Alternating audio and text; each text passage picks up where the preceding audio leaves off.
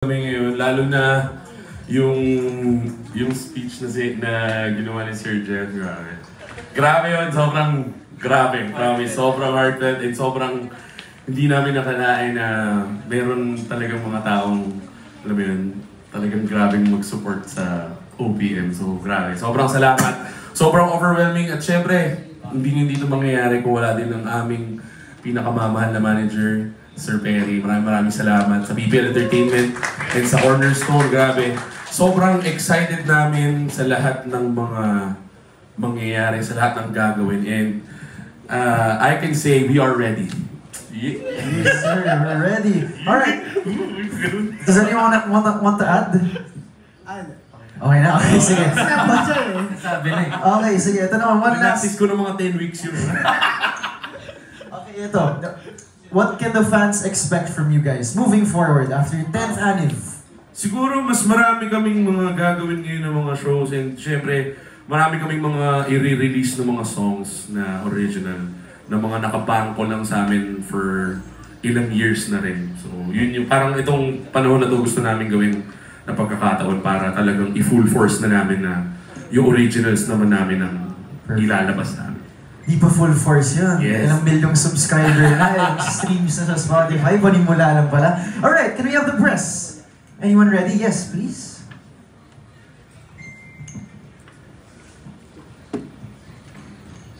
Hi, hello, good evening. MJ Felipe from TV Patrol. Hello here. Hi, hello. Hello here, next to the camera.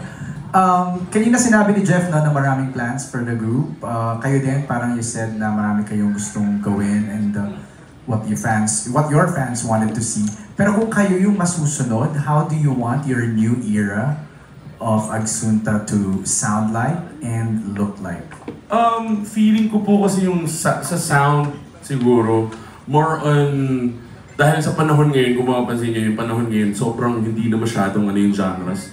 Hindi na siya sobrang nakastick sa isa. So feeling ko yung mga ilalabas kasi namin ng mga songs dahil lahat kami parang halos lahat. Si Steven kasi hindi nagko-compose ng yung may lyrics, pero nagko-compose siya ng yung mga instrumental. Pero yung genres kasi namin as a band, magkakaiba talaga.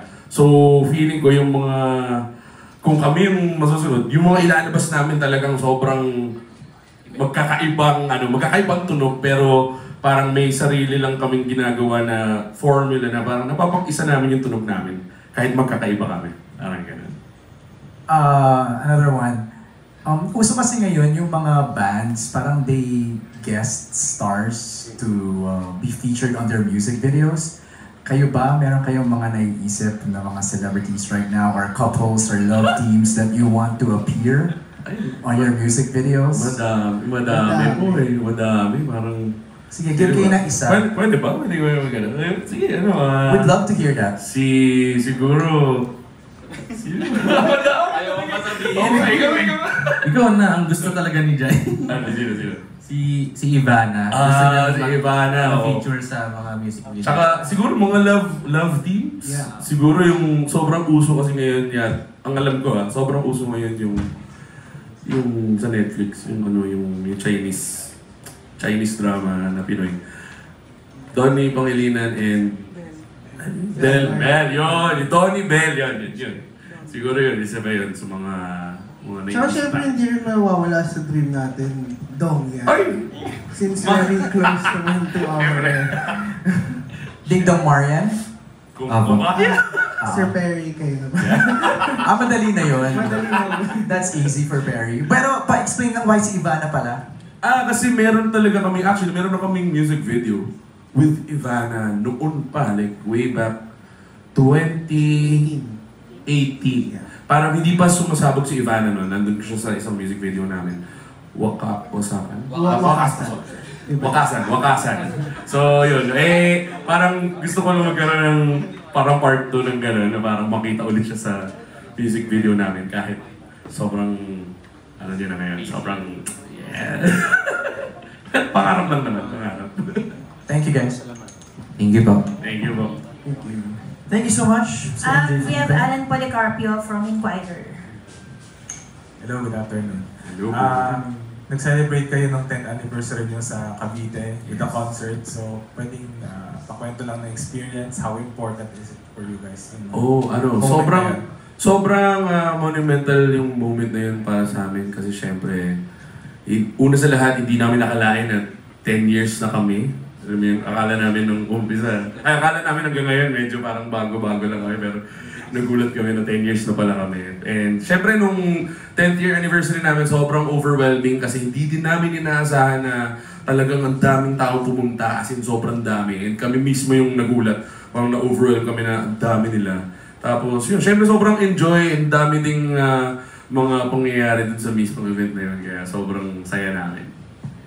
And nabanggit nyo nga parang mag-focus na kayo sa mga original songs moving forward. So, working with Cornerstone, how do you think will that help? Syempre, alam naman natin lahat gaano kalakas ang Cornerstone and syempre ngayon na may dalawa na kaming management na tutulong sa amin. Sabi nga nila, 2 heads is better than 1. So talagang sobrang, actually, kami naman sa part namin, kami actually yung kinakabahan kasi kami yung medyo baka mahirapan kami sa sobrang lala ng mga mangyayari. Pero yun nga, gaya na sabi ko, dahil nga talagang tagal-tagal na rin namin talagang inaantay na talagang may tumulong din sa amin na, alam mo yan, yung gusto namin kasi talagang sumabog talaga. Yun talaga yung pangarap namin. So, ngayon na dalawa na yung powers na meron kami sa likod, alam mo yun, sobrang saya namin. And sobrang thankful namin sa mga taong naniniwala sa amin. Hindi nila alam kung gaano ka laking part to sa career namin. Yun. And lastly na lang, syempre dami rin musicians sa Cornerstone.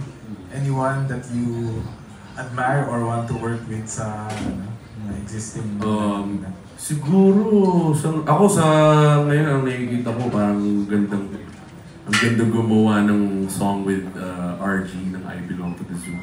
Dahil sobrang malungkot din yung mga kinakanta niya. So, feeling namin sobrang lungkot siguro nung magagawa namin. Feeling namin. Alright. Thank you guys and congratulations. Thank you. Thank you.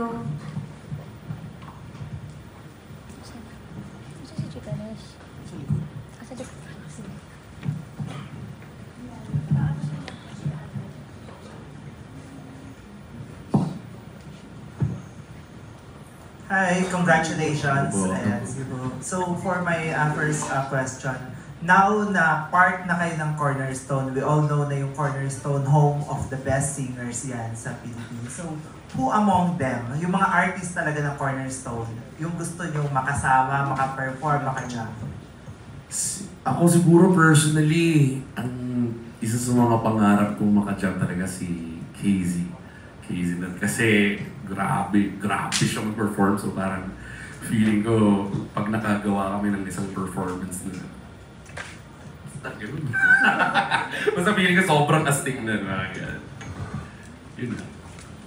How about yung others? Ako actually same din kasi yun, napanood na namin siya ng live. Parang sobrang hype niya mag-perform. So parang wala siyang pake sa sa mga tao. So Yan. Josh. Actually, same. Magkakapareho kami ng mga utak minsan talaga. Casey rin, kasi actually naalala ko kasi nag-gig kami sa Isabela. Kasunod namin sa sabi na, Oo, no? sulit siguro pag nakatugtog na natin to. So, ayun, stage performance rin talaga, grabe. So I think mamamatch niya rin yung energy or mamamatch ni Jai yung energy niya when it comes to a live performance. Yeah.